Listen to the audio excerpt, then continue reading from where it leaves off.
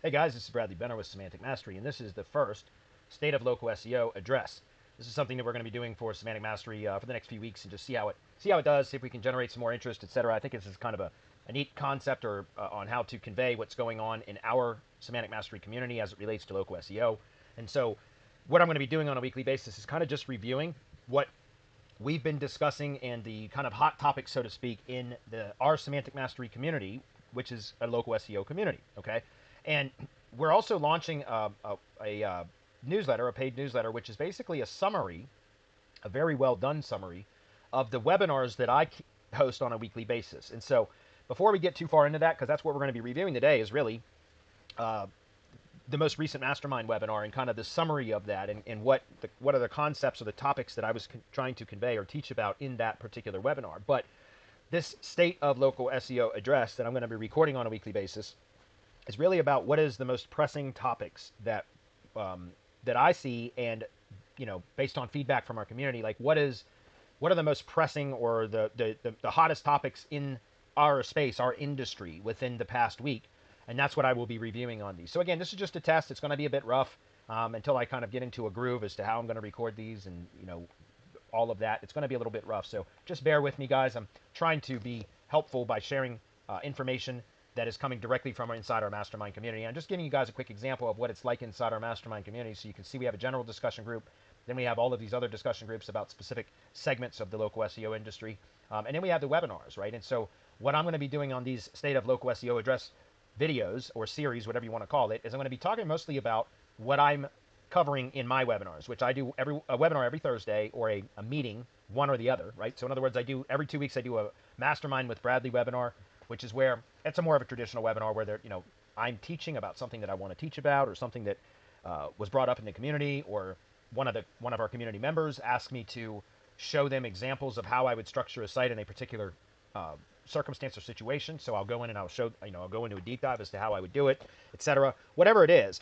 So those are the typical Mastermind webinars. And again, there's the chat box and everything else. Everybody knows what a webinar is. But then we have the Build with Bradley meetings, and the meetings are every other week. So on the other Thursdays is when we have the Build with Bradley meeting, and that's a discussion group. It's a Zoom meeting. Everybody that attends has the option to turn on their mic and their camera, and then we have a discussion. It's usually 1 hour long.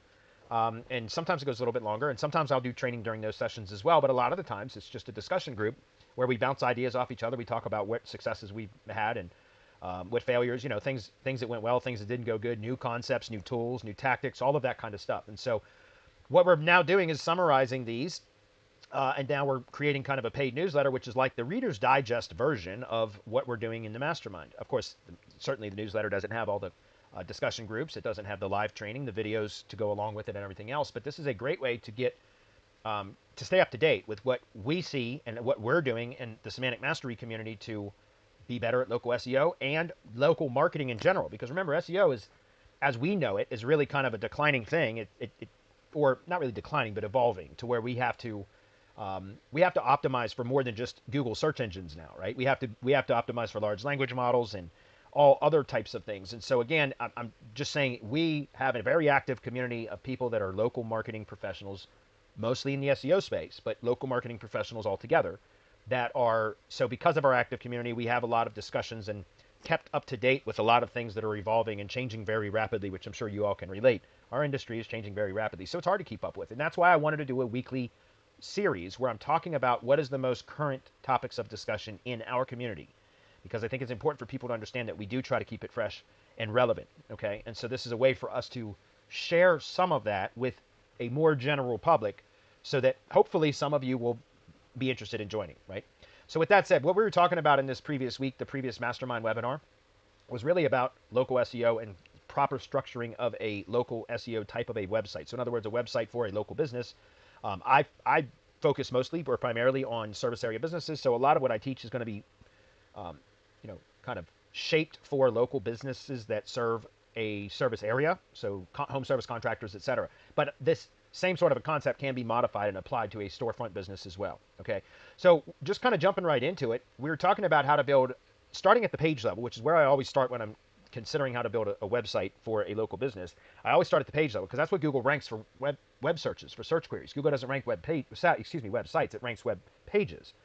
But now, because of the helpful content update, a website the overall website has a significant influence on how a page will rank, because Google looks at a page on a website now as a smaller part of a larger whole. And so it's important to understand that we can't just optimize at the page level anymore. We do have to have more of a holistic view or approach, a more holistic approach on how we optimize the site. And the two most important things in local search, in my opinion, right now are site efficiency, or excuse me, brand authority for the specific branded location. If it's a single location business, it is brand authority. But if it's a multi-location business, it's a brand authority with specific branded location authority for each location. In other words, there's a separate knowledge graph that Google builds for each location. There's an overall brand knowledge graph, but when there's more than one business location, each business location has its own separate branded location knowledge graph, if that's clear. And so if we can influence and improve brand authority at a specific location, for that business location, I mean, then typically we can have deficiencies in some of the SEO areas and it still will perform quite well in local search. But site efficiency is, in my opinion, a close second to brand authority, because Google has been very clear about its servers are overloaded, its resources are overloaded, it's having a hard time keeping up with the energy requirements and everything else for it to crawl and index everything on the web, especially because of the content explosion from AI, writing assistants, and large language models, and all of that kind of stuff. And so if we can structure our sites in a way that is efficient for Google to understand, and also for large language models to understand what the site is about in an efficient way, then those are typically the sites that are going to be rewarded in search, and also can be picked up and referenced via AI answer engines and large language model chats, etc. So in other words, if we can structure our sites to make them easily crawlable and understandable by both search engines and large language models, we stand a better chance of performing better and getting found more by the consumers looking for the products or services that we're trying to promote for our clients. And also, it makes our job easier, because when you see that proper site structure with proper efficiency built into the site, it actually reduces the work requirements, because the site is not as bloated, there's not as much content needs, typically far less pages are needed, and that also makes our job easier because we have to do less work. We can also, it reduces the link building targets, so you actually reduce your overall cost for link building, etc. So it's just more efficient overall, not just in the sense that it's more efficient for search engines and large language models, but also for us and our workload. It's more efficient on our workload too, right? It's also more cost efficient because, again, it reduces resource requirements to build and manage and maintain the site, okay? So I always start with page structure, because it's critically important to understand that the page structure should really be about optimizing the main optimization elements of the page, which is URL. It's always the first touch point. That's how Google and the large language models, or any search engine for that matter, found the site to begin with, is through the URL. So the main optimization elements of the page are the URL, titles, which includes the SEO title and the H1, headings, which are all H2s, subheadings, which are H3s, 4s, 5s, etc., media, and internal links. So those are the main optimization elements of the page, and we should be using those to convey to Google and to large language models what that page is about. We should not be using headings and subheadings, etc., for styling elements. We should be using them specifically to convey to Google, large language models, and a human visitor that's just skimming the page what the page is about, because it's clearly the hierarchy of the content, or the topic of the page itself is clearly shown through the hierarchy of headings, subheadings, etc. So it's critically important. So instead of using H tags and subheadings, etc., for styling elements, you should be using it to convey what the page is about, and for visitors to very quickly identify if they're on the right page, and be able to identify the relevant section of the page by looking at headings and subheadings. And then the paragraph text between headings and subheadings should really be optimized for conversions, right? Converting the visitor into taking whatever action you want them to take.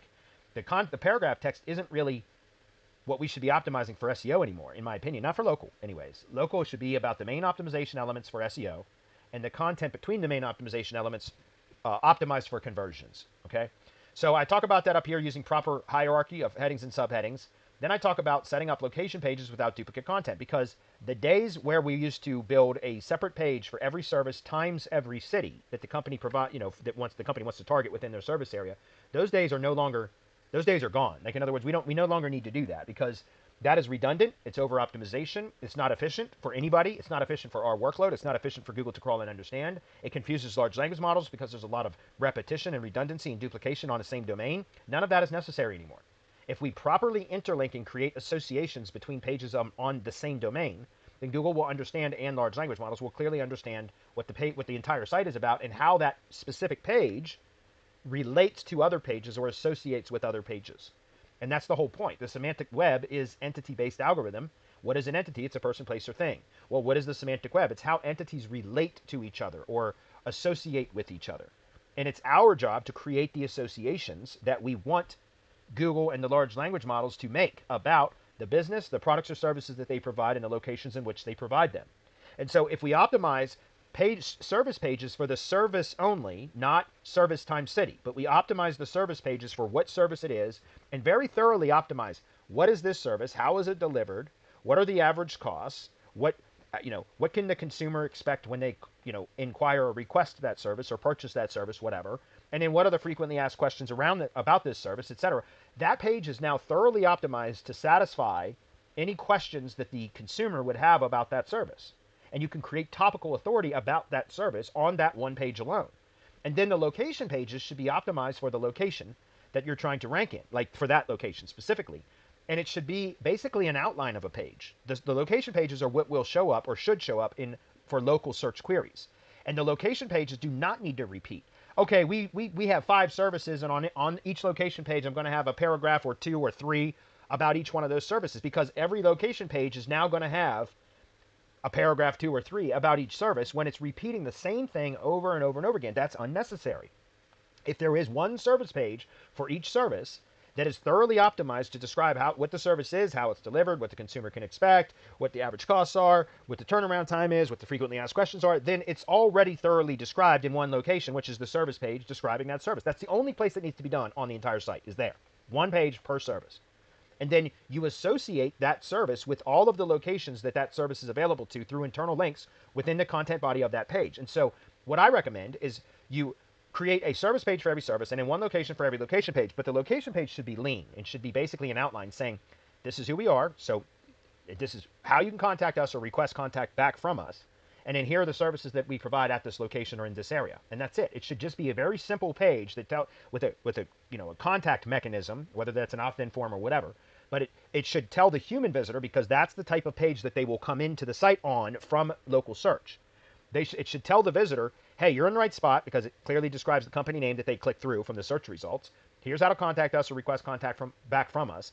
And then here are the services that we provide here. And if you want more information about any one of these services, just click through and it will take them to that service page. Now, if you think about it, you're talking about very lean location pages, very minimal content, doesn't need it. If you want to add content to convert a visitor into taking whatever goal action you want them to take, by all means, you can flesh it out with more content if desired and if needed.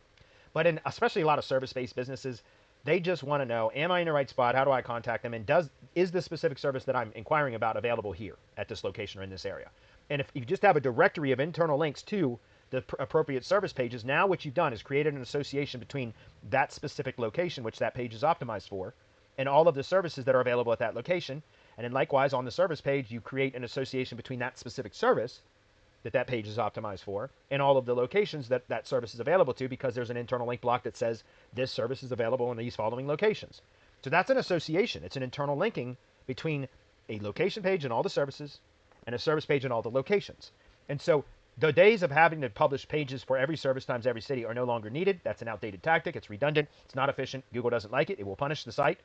Thanks to the helpful content update, it also makes our jobs harder because we then have to produce more content. It's redundant. Human visitors don't like it because they see walls of text when they land on a page when all they're trying to do is find out, am I in the right spot? How do I contact this company? And is my service available here? That's it. That's all they want to know. If they want more information about the service, they'll go to the service page and read all that they want about it. But make it easy, make it efficient for everybody, for yourself, the search engines, and the visitor, the consumer, right? Taxonomy, just so you guys are aware, if you're using WordPress, which most agencies still do, WordPress has its own internal linking structure, which are the taxonomies, categories, subcategories, tags, archives, all of those are taxonomies, which is like a second internal linking structure that is on the back end of WordPress. So if you know how to use that properly, you can use that very effectively for local SEO, especially for more complex builds that have top-level services and then sub-services, right, or supporting services that fall under a top-level service category. So an example would be like an HVAC contractor. An HVAC contractor, HVAC services is a broad service category, but there are sub-service categories that are more specific that fall under the HVAC service category, which would be like air conditioning, central heating, indoor air quality. All of those things are sub-services that have their own Google business categories, their own Wikipedia entities, etc. Look it up. Air conditioning, central heating, indoor air quality. Those are also subcategories of HVAC. So if you're building a WordPress site, you can use categories and subcategories, parent pages and child pages. You can use tags. There's a number of things that you can do to create two sets of internal linking, right? The public internal linking, the public facing internal linking, which are navigational links and contextual links that the public sees on the site. Then there's the back end or the taxonomy structure, which are internal links that you can manipulate if you understand WordPress and how they work. And so you can have two sets of internal links to push link equity around this, link equity and relevance around the site the way that you desire if you understand how to use them. So I covered some of that in that webinar, this most recent Mastermind webinar. This is something else very briefly. I always talk about optimizing the the SEO title and the H1 should be restating basically the same semantic triple statement or entity association statement, which is the SEO title should be referencing the brand entity, the product or service entity, and the location in most cases. In some cases, you might want to omit a location modifier and just have the brand and the service, like for a service page that serves multiple locations. But for a location page specifically, which is typically what we're going to be ranking in local search for local search queries, it's going to be the location pages, right? The location page that's relevant to where that searcher is when they make that search. And so for those, I don't know if you're aware of this, but Google will sometimes show an H1 instead of the SEO title if the H1 is more relevant to the searcher's query than the SEO title was. I've also seen in some rare cases an H2 actually displayed as the SEO title in the search results because Google thought the H2 was more relevant to the query than the SEO title or the H1. I've only seen that a few times, but I have seen it. And so the important thing to understand is that you want to use the SEO title semantic triple format or entity association format, but then restate the entities in the H1, but using entity variants. So basically the H1 supports the SEO title. It's a restatement of the SEO title using variants or synonyms. But then the H2s, which are headings on the page, should support the H1 and SEO title because they're extensions of the concepts that were being conveyed in the SEO title and the H1.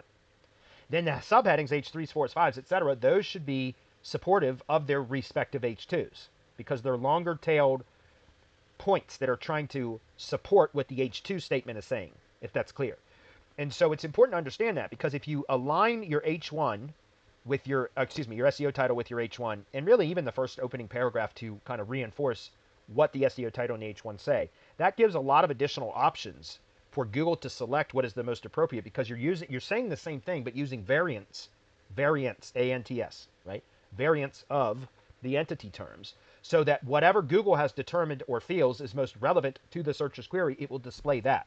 And if all of those main optimization elements align properly, like I just described, that gives Google more options to test or display different SEO or title tags, in the search results based upon the main optimization elements, the primary optimization elements, again, SEO title and H1 primarily, but even the first H2 I've seen show up in the search results.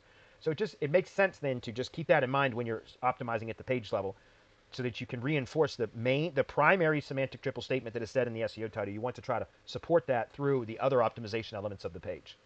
All right. Then again, going back to what I was just saying about location pages and the importance of having location pages that are more modular and scalable, because that's where if you're only building one page for every service, which is all that is necessary, then the bulk of the pages for a service area business are going to be location pages. And you do not want to have long forms of long form content for location pages because it's unnecessary, and those are the pages that are going to be duplicated many times, sometimes dozens or even hundreds of times. And so if that's the case, you want to keep the location pages lean and to the point. We already covered that. Remember, SEO title, H1 should support the SEO title, and then it should say this is who we are, this is how you contact us or request contact back, and here's the services available here. If you need to add additional copy to help convert the visitor, you can do that, but optimize the copy to convert the visitor, right? Not for SEO. It's not nearly as necessary as you may think it is, because again, Google understands what the page is about through the headings and subheadings if they're done properly, and internal links, by the way.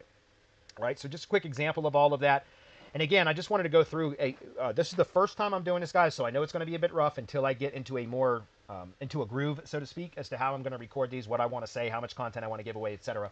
But I thought I'd give this a first attempt just to give a quick overview of the Mastermind, show you guys what it looks like in here. We're going to do this on a weekly basis, just a quick review, and then we're going to jump into the content for the week, which is going to be reviewing either the previous Mastermind or the previous Build with Bradley meeting, as I was just showing you. And then we'll wait till the next week and do it again. If you have any questions about this, you can reach out to us at support@semanticmastery.com. You can also check us out at Hump Day Hangouts, or you can come join our Mastermind at mastermind.semanticmastery.com. This paid newsletter is going to be coming out very soon. This is a kind of Reader's Digest version of the webinars and the training within the Mastermind. This is for people that are busy and don't have time to attend webinars or watch training videos, etc., but want to gain the concepts and the value that we have in the Mastermind as it relates to local SEO. And then certainly at any time, somebody can join the Mastermind where then they can get direct access to me, the other community members, and also the discussion groups, etc. So this is Bradley Benner with Semantic Mastery. This is the first State of Local SEO address for Semantic Mastery, and I hope to see you next week.